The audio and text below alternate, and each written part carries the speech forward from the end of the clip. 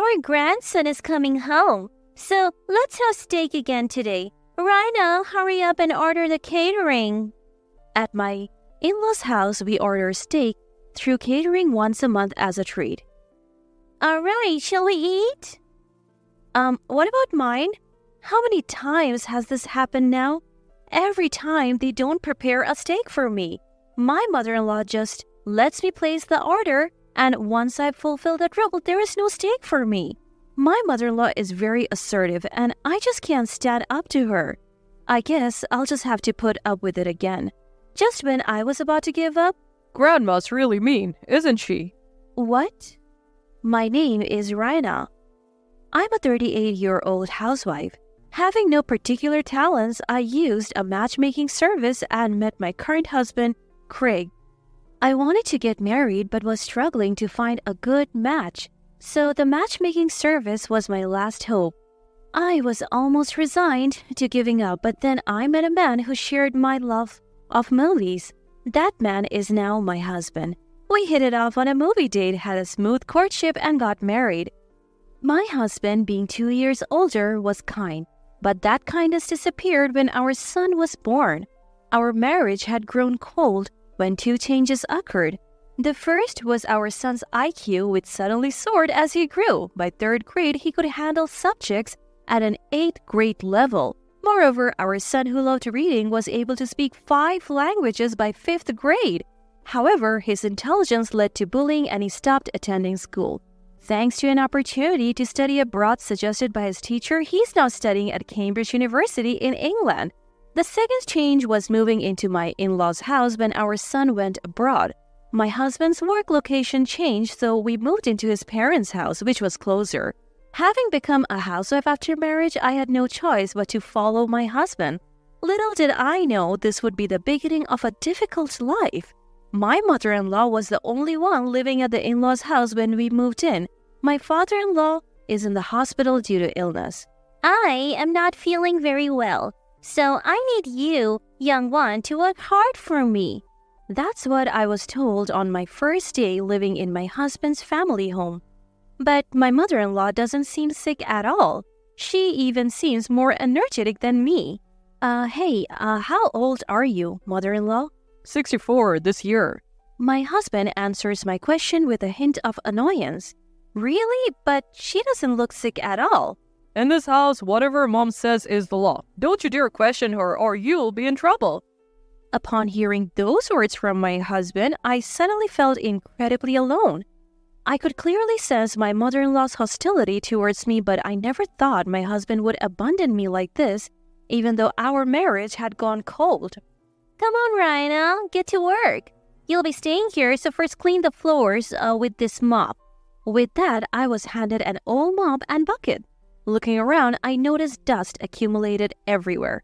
It was clear the cleaning hadn't been thorough. Can I start using the vacuum cleaner? I thought to tackle the dust first. Don't rely on modern tools. Just do it all with the mop.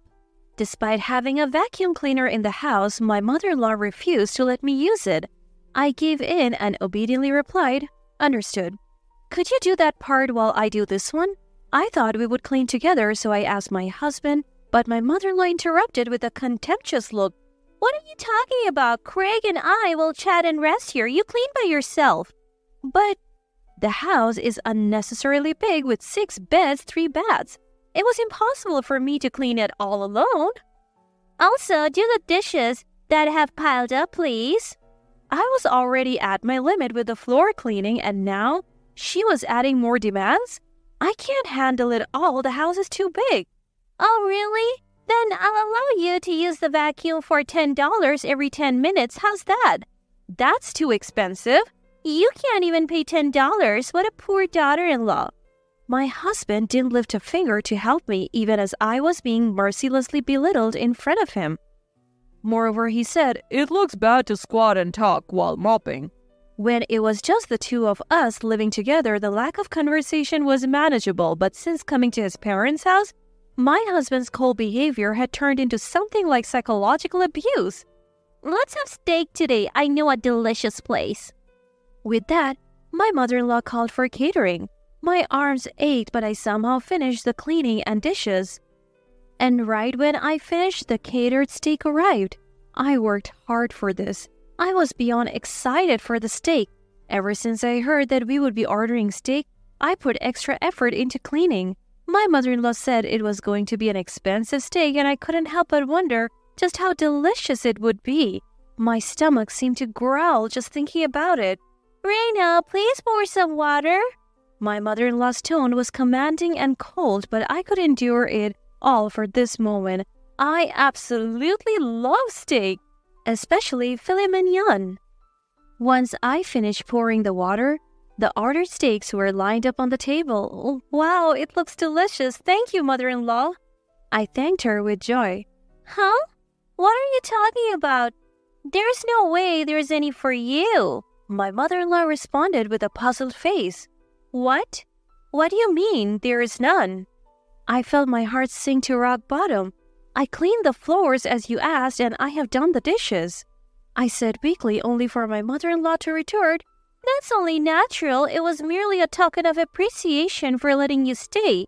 Think of it as paying a fee through your actions. Did you think you could live here for free?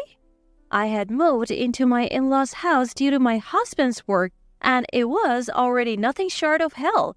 Yet I didn't have the money to live on my own. Since getting married, I only received $200 a month for allowance. After buying clothes, cosmetics, and necessities, I cannot save. My savings before meeting my husband were spent on moving expenses and my father's surgery. I thought I would at least be secure as a housewife. I realized how naive I had been. So what about my dinner? My mother-in-law seemed completely unprepared for that question and began pondering. Let me think. I felt hurt and questioned my word. There are some noodles around. You can eat those. The table held high-quality steaks, and my meal was noodles? This stark difference told the story of my place in this family. They both ate their steaks in silence, never offering me a bite. Reina, wash this knife and fork thoroughly. The only time I came close to the steak was when I washed the knife and fork after they were done eating. From the very first day, I endured horrible mistreatment, and I was mentally and physically exhausted. One day, during this never-ending cycle, a call came from our son who was studying abroad. Mom, long time no see. Hey, you were good at handcrafts, right? What's this all of a sudden? I wouldn't say I'm good at it, but I do embroidery as a hobby. Really? Handcrafts are trendy here in America now, and I was reminded of your work. There are specialty stores here, but even looking back now, the quality of your embroidery is on another level. My son praised me during this rare phone call. How long has it been since someone praised me? I couldn't help but feel happy and even shed a few tears. Thank you. Only Leo would say something like that to me.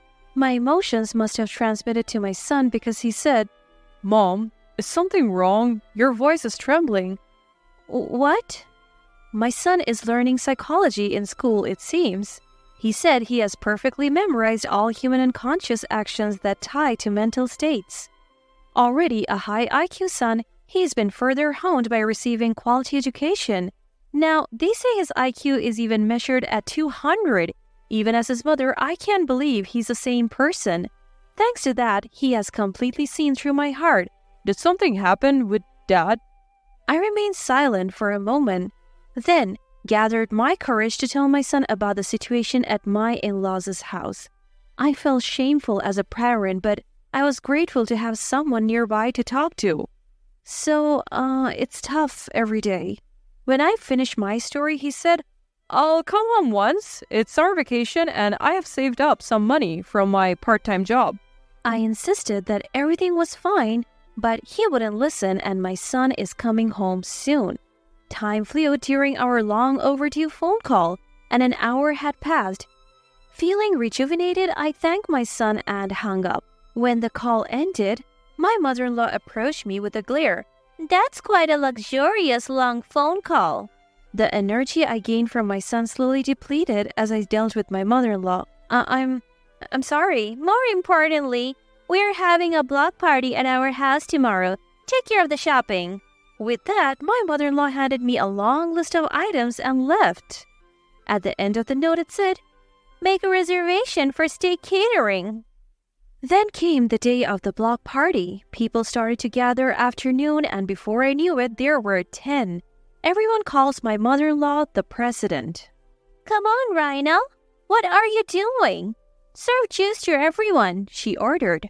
Mother-in-law who used me no matter who was around. "Lauren, don't overwork the girl. It's pitiful. You should treat your daughter-in-law more kindly." Some did stand up for me against my mother-in-law's harassment, but my mother-in-law wasn't pleased and threatened. "If you keep talking like that, you're no longer members of the block party. No more high-end steak after this. Is that what you want?" Upon her threat, they said, That's too much. We love this community." I'm sorry, Rhina is my name? Yes, Rhina. We can't go against the president, they said. And the support they offered was quickly withdrawn by my mother-in-law. It seems she doesn't just control this house, but the whole area. There is no way I, a mere housewife, can win against this woman. The steak I had ordered arrived, and my mother-in-law began happily arranging it on the table. Since she had chosen the steak, it was surprisingly luxurious. The side dishes were a parade of high-end ingredients like caviar and truffles. But even here, my mother-in-law lectured me. "You think you can eat such good steak as a wife? You're 100 years too early. You won't have any this time either." My mother-in-law bullied me openly in front of everyone. The pitiful glances from those around us pierced me. No one could oppose my mother-in-law. I glanced at my husband, who was quietly eating his steak alone. But surely a little bit is fine, isn't it? I was envious of not being able to eat the steak and slightly resisted my mother-in-law. "Of course it's not okay, but I'm not a demon. I bought beef noodles for you this time, so I'll give them to you," she said, handing me a serving of noodles. Upgraded from ordinary noodles to beef noodles? But what I wanted to eat was steak. I finally lost my patience and raised my voice. "Mother-in-law, this is too much. I prepared everything for today's block party, and yet you treat me like this?" "So is this true? You prepared all this by yourself, Rhina?" "Lauren, couldn't you be a little kinder?" With my words, everyone's eyes turned to my mother-in-law. "You all better not get carried away, or you'll be treated the same as this useless son's wife." My mother-in-law countered with determination. Everyone lost to my mother-in-law's intimidation, and no one said anything back. "Rhina, you remember what I told you before. You must obey mother in this house." "But..." "Then?" My husband suddenly raised his voice. I was surprised by that voice, and my body flinched. "Obey mother's instructions quietly." The atmosphere became silent at my husband's words, and the people who had been supporting me eventually said, Yes, Lauren is right." Filling the room with voices defending my mother-in-law, frustrated, I ran away from the scene and locked myself in my bedroom. I wonder how many hours had passed. It seems I had fallen asleep. When I realized, the block party had dispersed, and it was night. When I looked at my mobile phone, there was an email from my son. "Mom, I'm heading your way tomorrow." Apparently, my son was already in America staying in a hotel. I went back to sleep. The next morning, as I went to the living room, my mother-in-law was making breakfast. "You really got carried away yesterday, didn't you?" "I'm sorry." I informed my mother-in-law, who attacked me without even a greeting, about my son. "Oh, Leo, if he's coming back, we'll have steak today." It seems my mother-in-law, who hadn't seen my son since he went abroad for study, was eagerly looking forward to seeing him again. She had already ordered catering from our usual steakhouse, and then the evening came and my son returned home. The dinner table was laden with steaks, even more luxurious than usual. "Leo, eat as much as you like." My mother-in-law was quite pleased. As always, I was treated like a servant. Thank you, but where's Mom's portion?" My kind-hearted son noticed that there was no steak for me and was worried. At that question, my mother-in-law attacked. "Oh, it's fine. Rhina is always like this. More importantly, try this. It's made with beef from Nebraska." My mother-in-law looked happy to be reunited with her grandson after such a long time. But my son responded with unexpected words. I don't want it. Why didn't you prepare mom's portion? This is discrimination, isn't it? He said coolly. My mother-in-law was startled by this unexpected reaction. My husband also looked at our son surprised. What are you talking about? Grandma, I have heard everything from mom. You really look down on her, don't you? My son, who had returned home, had grown up strong and confident more than I knew. Feeling antagonized by him, my mother-in-law began to panic. Oh, what? What did you hear? I didn't do anything. Grandma, you're mean, aren't you? What? What did you say? You're always looking down on mom, right? You want to feel superior, but people like that usually lack confidence or have nothing to be proud of. That's why they attack others to feel superior. It's a mean personality. Leo, just because you're a child doesn't mean you can say anything. Then what about a grandma who can't tell right from wrong? My son's counterattacks didn't stop and my mother-in-law was increasingly cornered. That's true, isn't it? Everyone has an equal share of stake, but mom has nothing? This is clear discrimination. Normally, this would lead to a fight. I have seen it happen many times. My son was looking at my mother-in-law with cold eyes, far beyond his years. Seeing those eyes, she became a little timid and quieted down, but my son's momentum did not stop. You're panicking. Your eye movements, habits, and amount of sweat tell the story. I'm studying psychology at Cambridge University, always at the top of my class, and I assist a professor every day. I see many types of people, and Grandma, you have a typical dictator personality. Me? A dictator? My mother-in-law seemed to have taken some damage, making a face. She probably never thought the day would come when her grandson would say such things. You're sweating a lot from the agitation. Are you panicking, Grandma? Maybe no one has ever spoken to you friendly before. That's... My son was completely in control of the conversation's pace. I was simply watching the two of them. My husband was doing the same. But there's really nothing to it, is there? I wonder why everyone was so afraid. By the way, Grandma, do you have something you're good at? Good at? Well... You were snapping at mom even though you have no talents. That's not cool. Mom has some, though. That's mean. Do you have to say that? My mother-in-law was gradually backed into a corner, losing her ability to articulate. My son showed no mercy to her. Mean? What you did, Grandma, was far meaner. Plus, mom is skilled in embroidery. It could even sell in England. I was surprised by my son's words. It was the first time my hobby was appreciated like this. So, what's your point? Don't you get it? Mom has skills beyond others, but you, Grandma, have none. Yet, you try to belittle mom and assert dominance? Is it because you can't accept someone being superior knowing that you can't do anything? Grandma, you are the weakest here. My mother-in-law was at a loss for words, her mouth agape. She must have been struck by the undeniable truth. She couldn't say anything in return. And you, Dad? What have you been doing all this time? Why didn't you help mom when she was struggling? Well, you couldn't stand up to Grandma, could you? I don't know if it's because she's your mother, but if so, why did you marry mom? My husband, too, was stumped by my son's legitimate questions and had no reply. Of everyone present, my son was the calmest and wisest. In the end, both you, Dad, and Grandma are just bullying mom without any real content. You just want to feel superior and look down on others. I don't want to be involved with such people. My son's relentless words made my husband and mother-in-law's faces more rigid than ever before.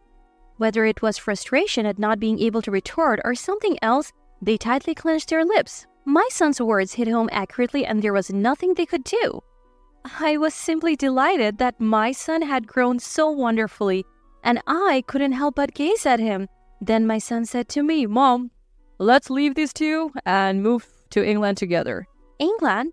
But we don't have the money and finding a job there will be tough. As I replied, my son, who had been serious until now, began to smile. Actually, one of my classmates has a father who's a Hollywood actor. I became friends with him, and when I showed him pictures of your embroidery, he praised them. Then his father heard about it. Really? That's wonderful. My son continued. So his father wants to buy your work, and the news has spread with over 200 people now waiting to buy your pieces. What? As I expressed my surprise, My mother-in-law and husband also listened to my son's story with astonished faces.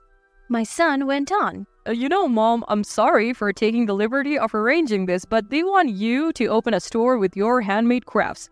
The kid's dad will handle all the expenses, including the cost for relocation, so let's turn your hobby into a job in the UK. My son's eyes were sparkling with excitement. Indeed, for something I do as a hobby, people around me often praise my finished works. I never dreamed that this would become my job. And in England? No less, not America. I fell silent for a while, pondering. The three of them focused on me as I thought, Oh, Rhina, you're not really going, are you? You can't be serious, right? My mother-in-law and husband asked me with frantic expressions. I thought hard about it. My son was right. If I'm going to be harassed at my in-laws' house anyway, I want to make my hobby my job. Moreover, the already frosty relationship with my husband has worsened due to his cold attitude. I felt like I didn't need to be here anymore, and I made up my mind. I'll give it a try. I accepted my son's proposal. My son was overjoyed at my answer, and my mother-in-law and husband wore shocked expressions. I decided to say it plainly. That's it, I'm divorcing you. I'm tired of being with you and being oppressed by your mother. Let me be free. With that, my husband slumped and said, All right. My mother-in-law was ranting until the end, but I didn't catch any of it and don't remember. And so the divorce was finalized without fuss and I was freed from my in-laws' house. Now I'm busy in England preparing to open a shop. I insisted on making all the products by hand. This may be the most fulfilling time in my life. Later, I heard from my son that right after I arrived in England, my former mother-in-law stumbled at the entrance and ended up in the hospital. When she was injured, my former husband didn't know what to do, so he called an ambulance, but as she was being carried away, she ranted and raved, her complaints echoing throughout the neighborhood. This incident led to the block party members finally distancing themselves from my former mother-in-law. Since they were merely members who had quietly obeyed under intimidation, there were no real friends around her. My son apparently still keeps in touch with my former husband. It seems my former husband is doing all the housework by himself since my former mother-in-law was hospitalized. And with increased expenses, he has started working a late-night part-time job. The two who had continued to torment me have now begun to fall in love. Considering my former mother-in-law's age, full recovery may be difficult and she may need care even after discharge. It's going to be tough, but I hope the two of them will do their best to live on. I am steadily working on products for the opening. My son is helping with the interior decoration of the shop next door. Although the idea of moving abroad was scary at first, my son is helping me wholeheartedly, which is very reassuring. My son who rescued me from a painful in-law family. Now, as a mother, I will do my best to support my son as I finish the last